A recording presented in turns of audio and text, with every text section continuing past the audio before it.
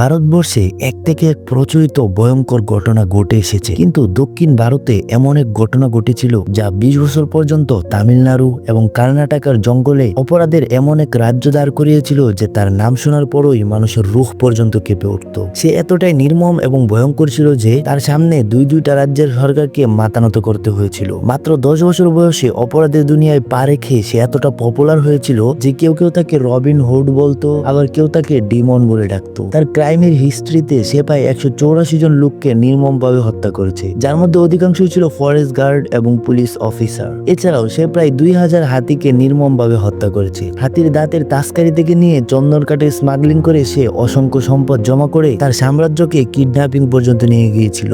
এক সময় এমন এসেছিল যে সে কার্নাং সিনেমার সুপারস্টার রাজকুমারকে কিডন্যাপ করে, আবার কখনো কর্ণাটকের ফর্মার মিনিস্টার নাগাপ্পাকে কিডন্যাপ করে দিন দুপুরে নির্মমভাবে হত্যা করে দেয়। তার এই নির্যাতনে অদৃষ্ট হয়ে তামিলনাড়ু এবং কর্ণাটকের সরকার তাকে ধরার জন্য 5 কোটি টাকার পুরস্কার ঘোষণা করে। তারপরেও 20 বছরে 220 কোটি টাকা খরচ করেও পুলিশ কখনোই তাকে জীবিত ধরতে পারেনি। তো চলুন জেনে আসি কাহিনী ভারতের most wanted criminal Kose Munusamy বীরাপ্পান। বীরাপ্পানের জন্ম 1952 সালে কর্ণাটকের গোপীনাথম গ্রামে একটি তামিল পরিবারে হয়। বীরাপ্পানের পরিবার কৃষি কাজ করত, তাই ছোটবেলা থেকেই তার জঙ্গলে আসা যাওয়া ছিল। বীরাপ্পানের চাচা চালবাই গন্ডার একজন কুখ্যাত শিকারী এবং চন্দন কাঠের স্মাগলার ছিল, আর এই জন্যই বীরাপ্পান ছোট থেকে অপরাধিক ঘটনা দেখে দেখে বড় হয়েছে। বীরাপ্পান ধীরে ধীরে শিকারী গ্রুপের সঙ্গে বন্ধুত্ব গড়ে তোলেন এবং জঙ্গলে যাতায়াত করতে গিয়ে হাতিদের শিকার এবং তাদের দাঁত বিক্রি করার মাধ্যমে অর্থ উপার্জনে আকৃষ্ট হন। দক্ষিণ ভারতের জঙ্গলে হাতি শিকার তখন সাধারণ ঘটনা ছিল। বীরাপ্পান মাত্র 10 বছর বয়সে এই কাজের জন্য যুক্ত হন এবং কিছুদিনের মধ্যে তার অসাধারণ দক্ষতা তাকে শিকারী জগতে সবার শীর্ষে নিয়ে যায়। 17 বছর বয়সে বীরাপ্পান প্রথমবার মানুষের হত্যা করেন, যা শুরু হয়েছিল একজন বনরক্ষীর হত্যার মাধ্যমে। শুরুতে তিনি তার চাচার চালবাই কন্ডারের হয়ে কাজ করতেন, কিন্তু অপরাধের জগতে নিজের নাম তৈরি করার লক্ষ্যে চাচা থেকে আলাদা হয়ে যায়। মাত্র 18 বছর বয়সে শিকারীদের দলের সঙ্গে যুক্ত হয়ে তিনি নিজের প্রভাব বিস্তার করতে শুরু করেন। চন্দন কাঠ এবং হাতির দাঁতের চোরাচালানে বিশাল অঙ্কের অর্থ উপার্জন করায় তিনি বন দপ্তরের নজরে আসতে শুরু করেন। তিনি এতটাই সফল হন যে অন্য চোরা কারবারিরা তাকে পদ থেকে সরিয়ে দেওয়ার পরিকল্পনা করে থাকে। বীরাপ্পানের অপরাধের কাহিনী এভাবেই আরো ভয়ঙ্কর হতে থাকে। বীরাপ্পান এমন এক আতঙ্ক সৃষ্টি করেছিল যে দুই রাজ্যের সরকার তার বিরুদ্ধে কার্যকর ব্যবস্থা নিতে পারছিল না। পুলিশ প্রায় অভিযান চালানোর সময় ব্যর্থ হয়ে তাকে ধরতে না পেরে জঙ্গলে ফিরে যেতে বাধ্য হতো। এর পেছনে মূল কারণ ছিল বীরাপ্পানের প্রতিদ্বন্দ্বীদের দেওয়া তথ্য। এতে তার সম্পদ ও খ্যাতি কমতে শুরু করে, যা তাকে মেনে নেওয়া খুবই কঠিন ছিল। এজন্য যারা তার চুক্তি সম্পর্কে পুলিশকে তথ্য দিত, বীরাপ্পান তাদেরকে একে একে নির্মমভাবে হত্যা করতে শুরু করেন। তারপর তিনি বনরক্ষীদেরকে টার্গেট করতে শুরু করেন। এতে তার আতঙ্ক শুধু জঙ্গলেই সীমাবদ্ধ না থেকে আশেপাশের গ্রামেও ছড়িয়ে পড়ে। বীরাপ্পান তার নিজের শাসন ও সন্ত্রাসের সাম্রাজ্য প্রতিষ্ঠা করতে চেয়েছিল। এজন্য তিনি অন্যান্য পাচাইকারী গোষ্ঠীগুলোকে নির্মূল করতে শুরু করেন। তিনি প্রায় 2000 হাতি শিকার করেছিলেন। তার দলে প্রায় 100 জন সদস্য নিয়ে গঠিত হয়েছিল, যা নির্দিষ্ট এলাকায় দিনরাত হাতি শিকারের জন্য অপেক্ষা করত।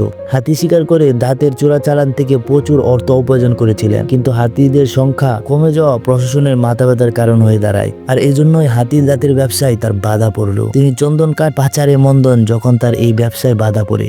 তিনি তার জীবদ্দশায় প্রায় 10,000 টন চন্দন কাঠ চুরি করে বিক্রি করেছিলেন, যার মূল্য ছিল প্রায় 20 কোটি ভারত রুপি। আর এজন্যই কর্ণাটকের সরকার একজন দক্ষ ও সৎ আইএস অফিসার প্রি শ্রীনিবাসকে 1983 সালে ডেপুটি কনজারভেটর অফ ফরেস্ট পদে নিয়োগ দেন।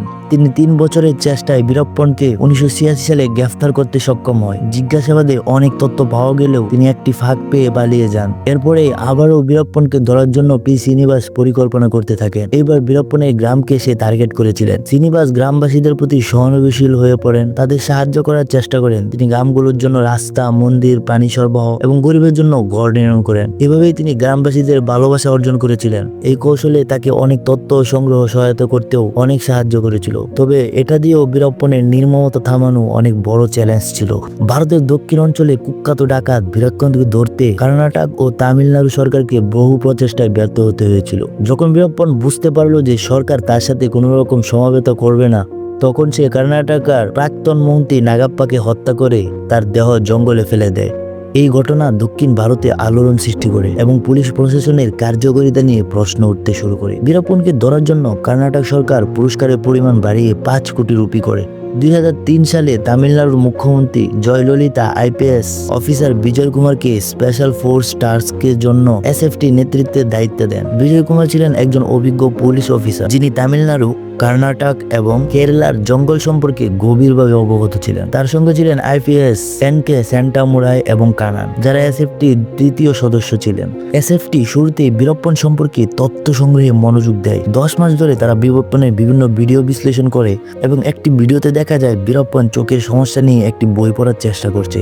এই সূত্র ধরে জানা যায় যে বীরপ্পনের চোখে ছানি পড়েছে এবং সে চিকিৎসার জন্য জঙ্গল ছেড়ে খুব শীঘ্রই বাইরে আসবে। আর এটাই ছিল তাদের জন্য শেষ সুযোগ, কারণ তারা জানতো বীরপ্পনকে কখনোই জঙ্গলের ভিতর ধরা সম্ভব নয়। এসএফটি বীরপ্পনের 2 সদস্যকে গোপন তথ্য হিসাবে নিযুক্ত করতে সক্ষম হয়। একজন তথ্যদাতা জঙ্গল থেকে বীরপ্পনের গতিবিধি সম্পর্কে তথ্য দিতেন এবং অন্যজন বাইরে থেকে বিজয় কুমার ও কানানকে সেই তথ্য সংগ্রহ করে দিতেন। এভাবেই এসএফটি বীরপ্পনের প্রতিটা পদক্ষেপে নজর রাখছিলেন। 16 অক্টোবর 2004-এ একজন ইনফরমার জানায় যে বীরপ্পন 18 অক্টোবর চিকিৎসার জন্য জঙ্গল থেকে বেরিয়ে আসবে।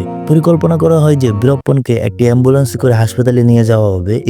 এই অ্যাম্বুলেন্সটি বিশেষভাবে প্রস্তুত করা হয় যাতে সবকিছু স্বাভাবিক দেখায় এবং বীরপ্পনের কোনো রকম সন্দেহ না হয়। বীরপ্পনকে ধরতে এসএফটি একটি সূক্ষ্ম পরিকল্পনা তৈরি করে। তাকে তার চোখের চিকিৎসার অজুহাতে জঙ্গল থেকে বের করে আনার জন্য একটি অ্যাম্বুলেন্স ব্যবহার করা হয়, যা তার জন্য বিশেষভাবে সাজানো হয়। অ্যাম্বুলেন্সটি চালানোর জন্য এসএফটি 2 আন্ডারগ্রাউন্ড এজেন্ট নিয়োগ করা হয়। 2004 সালে 18 অক্টোবর রাতে বীরপ্পন তার 3 সহযোগীর সাথে অ্যাম্বুলেন্সে চেপে জঙ্গল থেকে বের হয়। অন্যদিকে এসএফটির কমান্ডার চারপাশে ছদ্মবেশে অবস্থান নেয়। তারা সকলেই ছাদে AK-47 নিয়ে প্রস্তুত ছিল। যখনই বীরপ্পন তাদের পরিকল্পনা অনুযায়ী এখানে আসে, তো তারা একটি ট্রাকের মাধ্যমে রাস্তাকে জাম করে দেয়। অ্যাম্বুলেন্সটি নির্ধারিত জায়গায় পৌঁছলে তার চালক আগে নীল আলো জ্বালায় এবং তারপর ফগ ল্যাম্প চালু করে, যা একটি সিক্রেট কোড। এই সংকেতের মাধ্যমে বোঝানো হয়েছিল যে গাড়িতে বীরপ্পন এবং তার সঙ্গীরা অস্ত্র সহ আছে।